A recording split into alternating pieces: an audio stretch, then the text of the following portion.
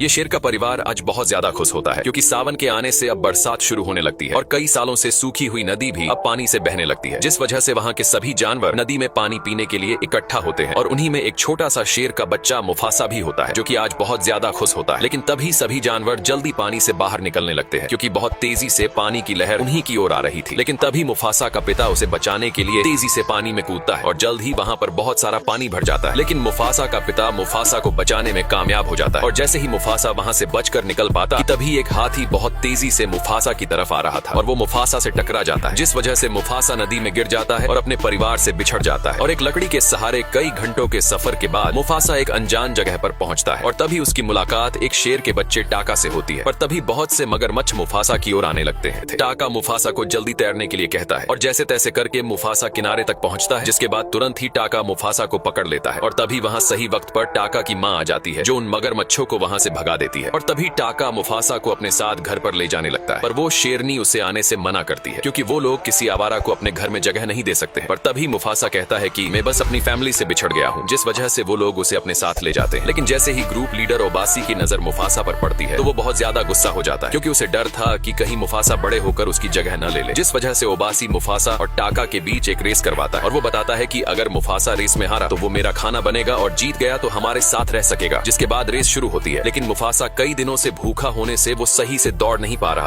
Race के दौरान जब टाका मुफासा से आगे दौड़ रहा था तो तभी जानबूझकर टाका मुफासा को उसके आगे जाने देता है क्योंकि टाका को एक भाई चाहिए था और तभी मुफासा रेस में जीत जाता है। ये देखकर ओबासी बहुत ज्यादा गुस्सा हो जाता है, लेकिन अब वादे के मुताबिक मुफासा उन्हीं के साथ रह सकता है। जिसके बाद मुफासा और टाका एक साथ खेलने के लिए जंगल की ओर निकल पड़ते हैं और अब जैसे जैसे वक्त बीत रहा था तो वैसे वैसे टाका और मुफासा भी अब बड़े हो चुके थे। वो लोग खूब मजे करते हैं, लेकिन अभी भी टाका का पिता मुफासा से नफरत किया करता है और टाका को उससे दूर रहने के लिए भी कहता है। और एक दिन जब मुफासा टाका की माँ के साथ शिकार पर जाता है तो टाका उन्हें छुप कर देख रहा था, लेकिन उन्हें ये नहीं पता था कि उन पर खतरा मंडरा रहा है। और तभी अचानक ये सफेद शेर हिरन पर हमला करते हैं, लेकिन बीच में शेरनी आ जाती है। मुफासा ये देखकर तुरंत उन्हीं की ओर भागता है और उन सफेद शेर के सामने खड़ा हो जाता है, लेकिन तभी शेरनी देखती है कि टाका डर के वहाँ से भाग गया था। मुफासा बिना डरे उन सफेद शेरों से लड़ रहा था, लेकिन तभी शेरनी पर सफेद शेर भारी पड़ने लगता है। वो सफेद शेर शेरनी पर भारी पड़ रहा था। ये देखकर तुरंत ही मुफासा उस सफेद शेर को धक्का मारकर शेरनी को बचा लेता है, जिस वजह से वो सफेद शेर मारा जाता है। जिसके बाद वो दोनों अकेले सफेद शेर को डराकर वहाँ से भगा देते हैं। जिसके बाद वो लोग घर की ओर निकलते हैं और तभी ओबासी उन्हें देखकर हैरान हो जाता है। शेरनी शेर को सारी बात बताती है और बताती है कि अगर आज मुफासा नहीं होता तो वो जिंदा नहीं होती। ये सुनकर ओबासी मुफासा का दिल से शुक्रिया अदा करता है और उसका कर्जदार हो जाता है। लेकिन तभी मुफासा उन्हें बताता है कि जल्द ही उन सफेद शेरों का हम पर हमला होने वाला है और अब यहाँ पर वो अकेला सफेद शेर अपने झुंड में पहुंचता है। लेकिन जैसे ही झुंड के लीडर को ये पता चलता है कि उसका बेटा एक शेर के हाथों मारा गया है तो वो उस बचे सफेद शेर को सजा के तौर पर मरवा देता है। लेकिन दूर से ओबासी का एक खबरी ये सब देख लेता है और तभी जल्दी से जाकर सारी बात अपने झुंड को बता देता है। ये सुनते ही ओबासी और शेरनी अपने शाही खून को बचाने के लिए मुफासा और टाका को नई जिंदगी के लिए उनसे दूर भेज देते हैं। लेकिन थोड़ी ही देर में वहाँ पर अब वो सफेद शेर का झुंड ओबासी के झुंड को चारों तरफ से घेर लेते हैं और तभी सफेद शेर कहता है कि अब से इस जंगल का एक ही राजा होगा और वो भी मैं। जिसके बाद वो सफेद शेर ओबासी के झुंड को कहता है कि आज तेरी मौत आ गई है और थोड़ी ही देर में सफेद शेर ओबासी और उसके साथियों को मार देते हैं। और अब यहाँ पर टाका और मुफासा को न चाहते हुए भी आगे बढ़ना पड़ रहा था और जिस बात का डर था वही हुआ। वो सफेद शेर मुफासा और टाका को ढूंढ ही लेते हैं क्योंकि वो लोग अपने खून का बदला लेना चाहते थे। लेकिन अब भागते हुए उनके सामने एक झरना आ जाता है, पर वो सफेद शेर मुफासा और टाका का वहाँ भी पीछा नहीं छोड़ते। लेकिन अब मुफासा और टाका के सामने दो रास्ते हैं, एक वो उन सफेद शेरों का सामना करे और दूसरा कि वो लोग झरने से नीचे कूद जाए। और वो लोग ऐसा ही करते हैं। मुफासा और टाका झरने से नीचे कूद जाते हैं और जल्दी से जाकर एक पेड़ की टहनी को पकड़ लेते हैं। लेकिन तभी वो सफेद शेर भी पानी में कूद जाते हैं, लेकिन उन्हें ये नहीं पता था कि पानी में मगरमच्छ भी है और तभी टहनी टूट जाती है और वो लोग पानी में बहने लगते हैं। उन सफेद शेर से बचते हुए टाका और मुफासा रात को एक जंगल में पहुंचते हैं, लेकिन जब वो दोनों आगे बढ़ रहे थे कि तभी उनकी मुलाकात एक अनजान शेरनी से होती है और उसके भी झुंड पर उन सफेद शेरों ने हमला किया था। पर वो शेरनी किसी तरह से बच गई थी और वो अपने लिए एक पक्षी जासूस भी रखती है जिसका नाम जाजू था। लेकिन तभी उन्हें कुछ अजीब आवाज सुनाई देती है। दरअसल यहाँ पेड़ पर रहे सभी बंदर इस अनोखे बंदर को वहाँ से चले जाने के लिए कहते हैं क्योंकि उन्हें वो एक श्रापित बंदर लग रहा था, जिस वजह से वो बंदर खुद ही वहाँ से चला जाता है। और तभी मुफासा उस बंदर को डरा आता है और उसे कहता है कि हम सब तुम्हें खा जाएंगे। लेकिन वो बंदर तो उन लोगों से जरा भी नहीं डर रहा था, क्योंकि वो अपनी मंजिल की ओर जा रहा था। ये सुनते ही मुफासा भी उस बंदर की बातों का यकीन करने लगता है और उस बंदर के बताए रास्तों पर चलने का तय करता है। लेकिन वो बंदर सब लोगों की मन की बात जान लेता था, जिसके बाद वो लोग इन चट्टान के नीचे से चलने का तय करते हैं ताकि उनके पैरों के निशान पीछे न छूट जाए। लेकिन ये सफेद शेर महक से पता कर लेते हैं।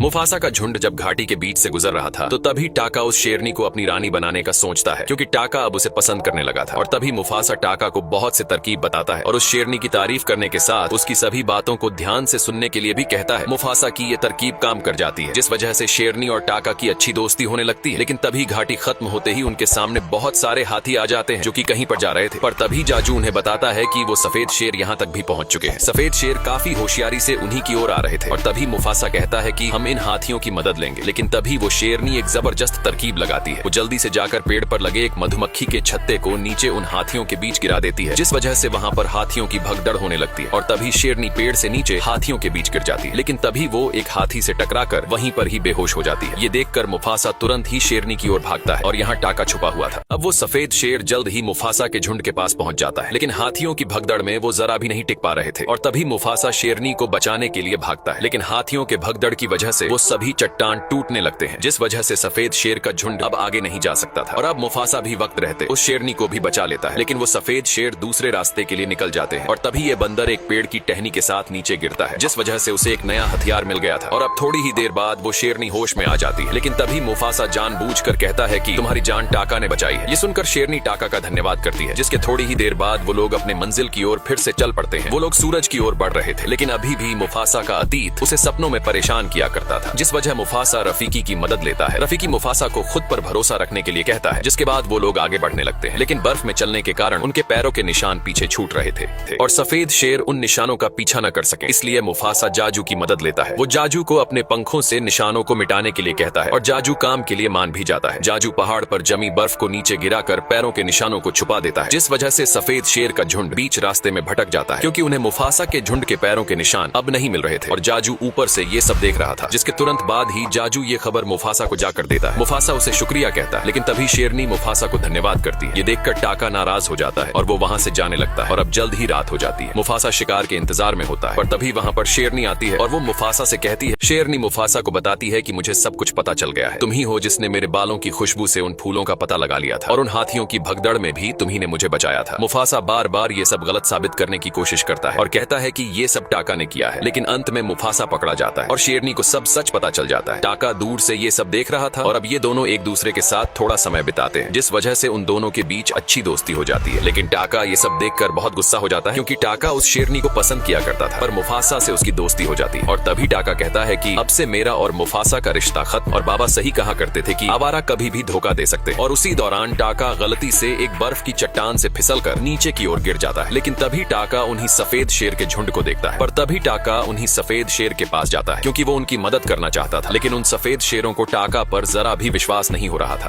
पर तभी टाका कहता है कि तुम्हारे बेटे को मैंने नहीं बल्कि उस मुफासा ने मारा है, और उसी ने ही तुम्हें हर मोड़ पर मात दी है, और उस मुफासा की वजह से अब मेरे पिता भी नहीं रहे और मैं अनाथ हो गया। जिसके बाद वो सफेद शेर और टाका एक साथ हो जाते हैं। लेकिन अगली सुबह जब मुफासा टाका से उसके बारे में पूछता है तो टाका शिकार पर गया था, ये बोलकर बात टाल देता है। पर तभी टाका कहता है कि तूने जो किया है वो मैं कभी नहीं भूलूंगा। और तभी वहाँ पर जाजू आता है और उसने यहाँ से निकलने का एक रास्ता ढूंढ लिया था। ये सुनकर वो फिर से अपनी मंजिल की ओर बढ़ने लगते हैं। लेकिन टाका जानबूझकर सबसे पीछे चल रहा था ताकि वो सफेद शेरों के लिए निशान छोड़ सके। और अब जैसे ही वो लोग बर्फीले पहाड़ को पार करते हैं तो तभी उनके सामने उनकी मंजिल आ जाती है, जिसका नाम मेलेले होता है, क्योंकि बचपन में मुफासा के माता पिता इसी जगह के बारे में उसको बताया करते थे। और तभी रफीकी जोरों से चिल्लाते हुए एक बड़े से पेड़ की तरफ भागता है। बहुत बड़े पेड़ के पास आता है जिसे वो अपने सपनों में देखा करता था। और तभी रफीकी कहता है कि मैं सपनों में तुम्हें अपने परिवार के रूप में देखता था। लेकिन तभी वहाँ पर बहुत सारे जिराफ आते हैं जो बताते हैं कि तुम्हारे पीछे सफेद शेर का झुंड पड़ा हुआ है, जिस वजह से हमारी जान भी खतरे में है। और जैसे ही मुफासा कुछ कहता कि तभी वहाँ वही सफेद शेरों का झुंड आ जाता है और वो लोग कहते हैं कि हमें बस मुफासा चाहिए। लेकिन तभी मुफासा लड़ाई के लिए तैयार हो जाता है और रफीकी को भी सभी जानवरों को इकट्ठा करने के लिए कहता है। लेकिन तभी सफेद शेर कहता है कि हम तेरे भाई की बदौलत यहाँ तक पहुँच पाए हैं। मुफासा को उसकी बातों पर जरा भी भरोसा नहीं हो रहा था। लेकिन आखिर में टाका ने अपनी असलियत मुफासा के सामने ला ही दी थी और तभी मुफासा और कीरोस के बीच लड़ाई शुरू होती है। लेकिन तभी मुफासा कीरोस से बचकर भागने लगता है और बहुत मुश्किल से कीरोस के जानलेवा हमलों से भी बचता है। लेकिन तभी मुफासा कीरोस को चट्टान के नीचे गिरा देता है, जिस वजह से कीरोस थोड़ा घायल हो जाता है। अब वो शेरनी उन सफेद शेरों से लड़ने के लिए दूसरे शेरों के पास मदद के लिए जाती है, लेकिन तभी वो दूसरे शेर उनकी मदद करने से मना करते हैं क्योंकि उन्हें भी उन सफेद शेरों से बहुत ज्यादा डर लगता है। लेकिन तभी मुफासा जोर से चिल्लाकर सभी जानवरों को उसकी ओर बुलाता है और अपने बारे में बताता है और ये भी बताता है कि वो सफेद शेर मुझे मारने के लिए आए हैं, जिस वजह से मुझे आप सबकी मदद चाहिए। ये सुनकर सभी जानवर उसकी मदद करने से मना कर देते हैं और कहते हैं कि ये तुम्हारी अकेले की जंग है। पर तभी मुफासा बताता है कि भले ही आज वो मुझे लेने आए हैं, लेकिन एक न एक दिन वो तुम सबका भी शिकार करने के लिए जरूर लौटेंगे। अगर हमारे घर को बचाना है तो आज हम सबको उन सफेद शेरों का सामना करना पड़ेगा, वरना हम में से कोई भी नहीं बचेगा। ये सुनकर सभी जानवर मुफासा की बात समझ जाते हैं और अपने घर की सुरक्षा के लिए उन सफेद शेरों से लड़ने के लिए तैयार हो जाते हैं। ये देखकर सफेद शेर का झुंड बहुत घबरा जाता है, लेकिन तभी कीरोस फिर से मुफासा के सामने आ जाता है और तभी सफेद शेर मुफासा पर हमला करते हैं, जिस वजह से मुफासा उन सभी का अकेले सामना नहीं कर पा रहा था और वो फिसल कर एक गहरी खाई में गिर जाता है। ये देखकर कीरोस बहुत ज्यादा खुश हो जाता है क्योंकि उसे लग रहा था कि मुफासा मारा गया है, लेकिन तभी मुफासा की आंख खुलती है और वो खुद को वहां पर फंसा हुआ पाता है और टाका उसे ऊपर से देख रहा था। लेकिन थोड़ी देर बाद जैसे ही मुफासा एक झरने के पास पहुंचता है तो तभी पीछे से कीरोस मुफासा पर हमला करता है, पर सही वक्त पर मुफासा बच जाता है, जिसके बाद मुफासा और कीरोस के बीच में लड़ाई होने लगती है। टाका ऊपर से ये सब देख रहा था, लेकिन अब कीरोस मुफासा पर भारी पड़ने लगता है, जिस वजह से मुफासा अब लड़ नहीं सकता था और थक कर गिर जाता है। टाका ये सब बहुत ध्यान से देख रहा था, लेकिन तभी टाका को उसकी बचपन की यादें याद आती हैं और जैसे ही कीरोस मुफासा को मारने ही वाला था कि तभी टाका बीच में आ जाता है, जिस वजह से उसकी एक आंख पर खरोंच का निशान बन जाता है। लेकिन अब मुफासा और टाका एक हो चुके थे, जिस वजह से वो दोनों मिलकर कीरोस पर हमला करते हैं।